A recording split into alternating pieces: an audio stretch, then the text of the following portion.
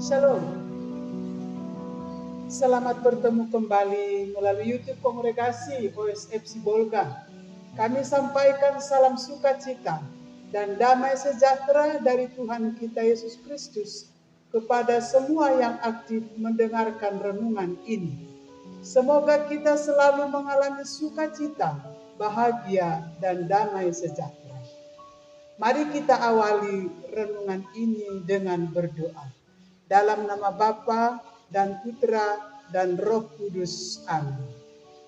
Allah Bapa Maha Kasih dan panjang sabar, kami mengundang Engkau hadir di dalam hati kami, agar kami mampu mendengarkan Engkau melalui firman-Mu yang akan kami renungkan ini. Amin. Saudara-saudari yang terkasih dalam nama Tuhan kita Yesus Kristus, pada hari Minggu Prapaskah keempat ini, Bunda Gereja Kudus merenungkan Injil Lukas bab 15 ayat 1 sampai 3 dilanjutkan dengan ayat 11 sampai 32. Yaitu tentang perumpamaan tentang domba yang hilang, dilanjutkan dengan perumpamaan tentang anak yang hilang. Anakku, engkau selalu bersama dengan daku, dan segala milikku juga milikmu. Tetapi patut kita bersukacita dan bergembira karena adikmu telah mati dan menjadi hidup kembali.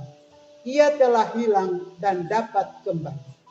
Saudara-saudari yang terkasih dalam nama Tuhan kita Yesus Kristus, ada 3 tokoh yang penting dalam perumpamaan ini, yaitu sang bapa, anak sulung, dan si bungsu.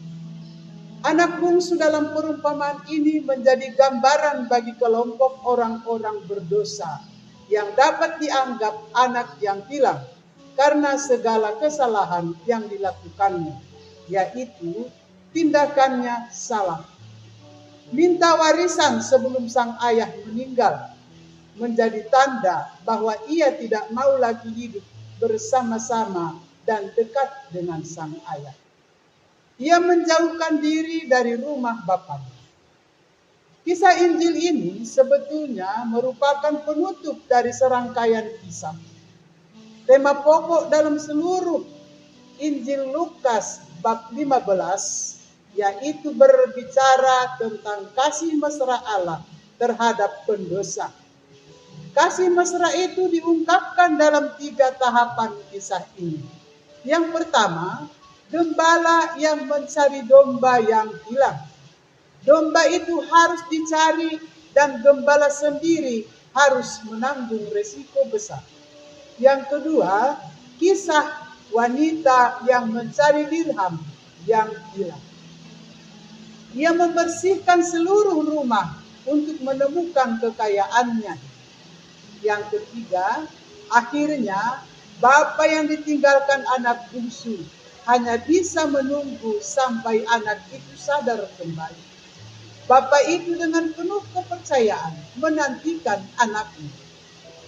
Yang mungkin sedikit mengherankan dalam kisah anak yang hilang ialah peranan anak sulung. Ia tidak mau menerima adiknya, bahkan menggerutu. Kalau kisah itu dilihat dari sisi pelaku, maka nampaknya si anak sulung itu adalah isyarat tentang para Farisi dan ahli kitab. Mereka itulah si sulung dalam lingkungan bangsa terpilih. Mereka tidak mampu memahami kasih Allah yang penuh kerahiman terhadap pendosa. Dengan demikian seluruh kisah sebetulnya tidak hanya merenungkan kasih Allah terhadap pendosa, melainkan juga pembelaan. Mengapa justru pendosa masih mendapatkan kasih sayang Allah?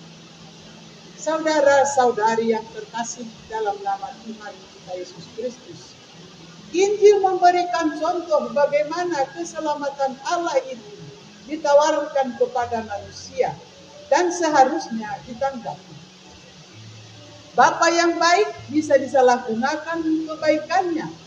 Anak jahat tetapi bisa juga ia tidak sadar akan kebaikan bapa dan saudaranya yang lain.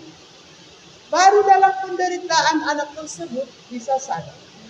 Anak sulung tidak bisa merasakan kasih dan kekayaan yang ada, entah karena memperhatikan apa.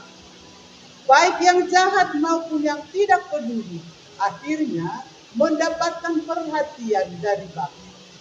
Kisah ini adalah kisah penyadaran. Melalui perumpamaan Yesus ini, pesan yang mau disampaikan kepada kita bahwa Allah mau menunjukkan karya keselamatan yang diberikannya kepada kita. Apabila kita bertobat dan tidak melakukan sikap-sikap yang tidak baik, dan kita harus tetap setia pada Allah sebagai Bapa. Yesus menampakkan kebaikan Allah seperti itu, karena Yesus ingin menunjukkan kebaikan Allah kepada kita dengan tetap bersabar dan mengharapkan kita kembali kepadanya, kembali kepada Bapa di surga. Kisah ini sangat kaya akan unsur-unsur pemahaman akan misteri kasih, pengampunan, pertobatan, dan kehidupan bersama dalam rahmat. Unsur-unsur itu bisa direnungkan misalnya lewat peranan yang ditampilkan pada kelas. Bapa yang membiarkan anaknya menuntut hak warisan menunjukkan betapa baik bapaknya dan betapa ia mempercayai anaknya. Anak bungsu yang tidak mempunyai hak ternyata diberikan hak dan kebebasan untuk menentukan hidupnya sendiri. Tentu dengan pengharapan bahwa anak itu akan memanfaatkan kasih Bapa untuk berkembang sepenuhnya sebagai anak. Anak bungsu ternyata pergi untuk menentukan pilihannya sendiri. Kebebasan digunakan untuk menjauhkan diri dari ikatan kasih keluarga. Kesadaran itu membawanya kembali ke pangkuan keluarga. Ia mempunyai keberanian untuk kembali. Aku akan bangkit dan pergi kepada Bapakku dan berkata kepadanya, Bapa, aku telah berdosa terhadap surga dan terhadap Bapa. Aku tidak layak lagi disebut anak Bapa. Jadikanlah aku sebagai salah seorang upahan Bapa. Maka bangkitlah ia dan pergi kepada Bapanya. Ketika ia masih jauh, ayahnya telah melihat dia, lalu tergeraklah hatinya oleh belas kasihan. Ayah itu berlari mendapatkan dia, lalu merangkul dan mencium. Aku akan bangkit dan pergi kepada Bapa. Itulah awal kebangkitan dan hidup baru dari si putra bungsu yang malang itu. Dia telah melakukan segala sesuatu sesuai dengan haknya, namun pengalaman hidupnya berjalan sangat tragis. Kebebasannya tidak menjadikan hidupnya bersahaja. Satu-satunya jalan yang bisa menyelamatkan dia dari kebinasaan ialah kembali ke kehidupan bersama Bapanya. Tuhan meminta semua anaknya untuk memandang dia sebagai Bapa, yakni sumber cinta. Dan semua anaknya harus hidup dalam semangat cinta yang sama. Hubungan dalam keluarga bangsa manusia pun harus merupakan suatu hubungan kasih. Kasih itu memungkinkan kita untuk hidup bersama dan mengatasi berbagai kebekuan dalam hidup.